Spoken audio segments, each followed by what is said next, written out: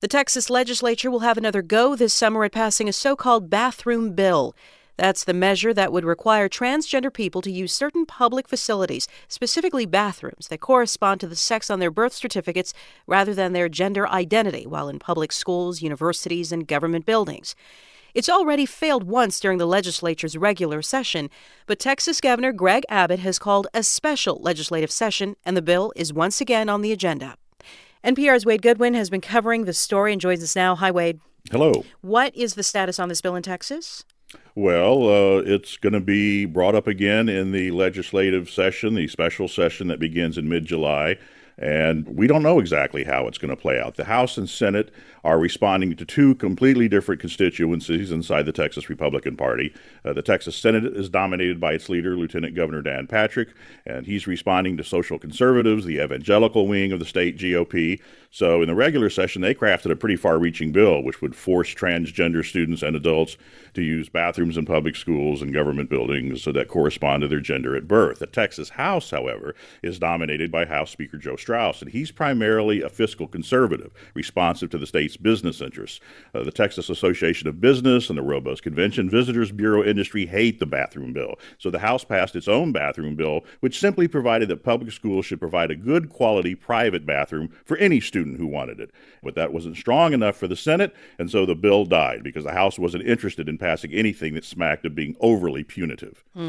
We know other initiatives have not worked out so well, including the one in North Carolina. So why is Texas doing this? That's what Texas business wants to know. North Carolina's already been down this road. The NBA moved its All-Star game out of the state. The NCAA refused to schedule March Madness games in North Carolina. Corporations canceled planned expansions. The governor lost his re-election bid. And then this spring, after all of that, North Carolina repealed its bathroom law. Just like North Carolina, the NBA All-Star game is scheduled next year in San Antonio, so San Antonio's anxious. And of course, there's no way of knowing how much business they'd lose from groups who wouldn't even consider coming to Texas if a bathroom bill is passed. But for the lieutenant governor, for the Senate, whatever cost to the state that results from passing a bathroom bill would be worth it. But still, though, given the mounting outcry that we're seeing in Texas, are we starting to see a mounting defense by Texas politicians in defense of this legislation, or do you sense still that it's sort of muted? Well, it's going to be a full-throated power struggle. There's 19-item agenda on the special session, and as explosive as the bathroom bill is nationally, the legislature failed to authorize funding for several state agencies' existence before time ran out. So that's a fairly large problem right there.